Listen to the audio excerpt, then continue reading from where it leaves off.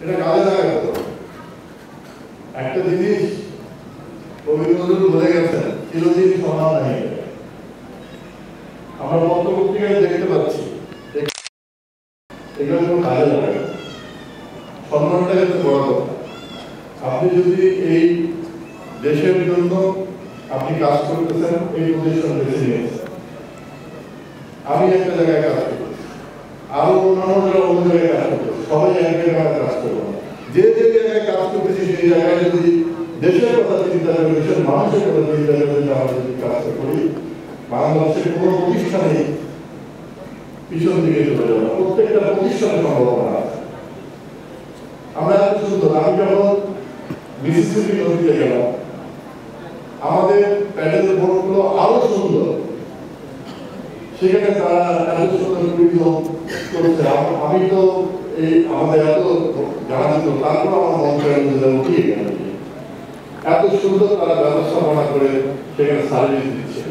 সেগুলো আমরা এতদিন যাবত করে আছে আমাদের এই জাহাজগুলো। অনেক মানুষ আমাকে জিজ্ঞেস করে, সেখানে তোমাদের কি ওই জাহাজগুলো আছে, ওগুলো কি সার্ভিস দিচ্ছে? আমি বলি যে আছে, কিন্তু চিন্তা ভাবনা করছে। চিন্তা ভাবনা আমার প্রায় দায়িত্ব প্রায় 5.5 বছর হয়ে গেলে এখন আমরা চিন্তা ভাবনা করবো, এটাকে কাজে লাগাতে হবে। কিভাবে করবেন এটা আপনার ব্যবস্থা। আপনারা তো সকলেই শিক্ষিত মানুষ, সারা পৃথিবী আপনারা বিতরণ করতেছেন, ডিজিটাল বাংলাদেশ সবভাবে আপনারা বিতরণ করতেছেন। কেন আমরা পথ খুঁজে পাচ্ছি না? কেন পথ খুঁজে পাচ্ছি না? পথ আমাদেরকে বের করতে হবে। আমাদের দেশের দূরবীনগুলো বসে যাচ্ছে, পার্শ্ববর্তী ভারতের দূরবীনগুলো নতুন নতুন দূরবীন হচ্ছে। কেন এটা হবে? কি কারণে হবে? আজকে আমাদের এই ইংল্যান্ড ওয়াটারওয়ে ভারতের থেকে বেশি, অনেক বেশি স্ট্রং। আজকে দেখেন ভারত গঙ্গা বিলাস করে প্রায় কত কিলোমিটার, 3,500 কিলোমিটারের উপরে সেই 52 দিন যাবত একটা ক্রুজ করলো। সেই বেনারস থেকে ভাই কলকাতা হয়ে সেখানে বিভিন্ন আসামে গিয়ে শেষ করলো।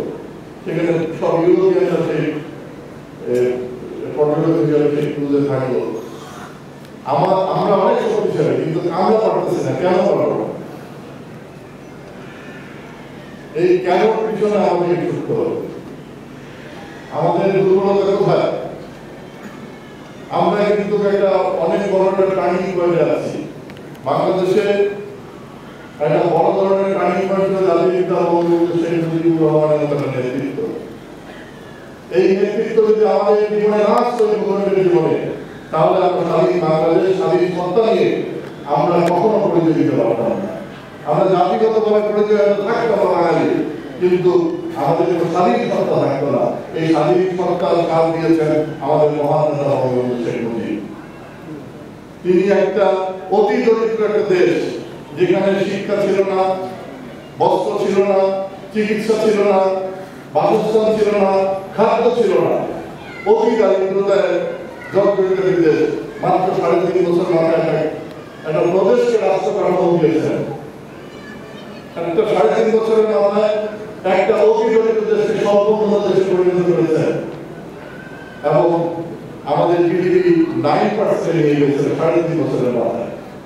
যেই বাংলাদেশকে American state department test case of Bangladesh development একটা স্টাডি করেছিল, তারা 7 জন লয়ের লরিয়েট ছিল সেই স্টাডি নিয়ে।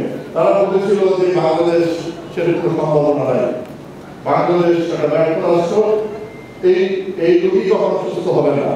তখনই ওই হেনরি কিসিঞ্জার বলেছিল যে বাংলাদেশ লাইক বটমলেস বাস্কেট।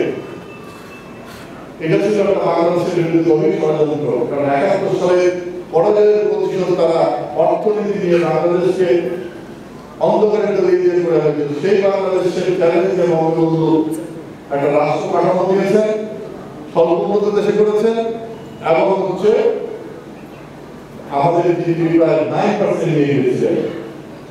সকল ষড়যন্ত্র ব্যর্থ যখন হয়েছে, তখনই বঙ্গবন্ধুকে হত্যা করা হয়েছে। শারীরিকভাবে তাকে হত্যা করা হয়েছে, শুধু ব্যক্তি নয়, সমগ্র পরিবারকে হত্যা করা হয়েছে, সব পরিবারকে হত্যা করা হয়েছে। এই যে আমরা হারিয়েছি, এরপরে বাংলাদেশে আকাশে আর কখনো আলো সূর্যের আলো আর দেখি অন্ধকারটাকে আমাদের চলে গেছে।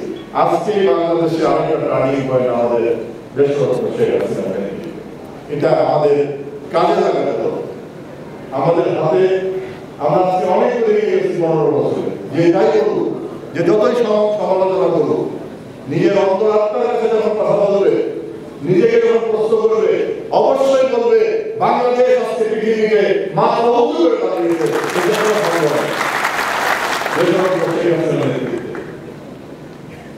বিভিন্ন রাজনৈতিক কারণে, বিভিন্ন অবস্থানগত কারণে সমালোচনা আমরা করতেই পারি, প্রত্যেকটা কথারই জবাব আছে, কিন্তু বাস্তবতা কি সেটা নিজের অন্তরাত্মাই প্রশ্নের উত্তর দিবে। আমি বলতে চাই না।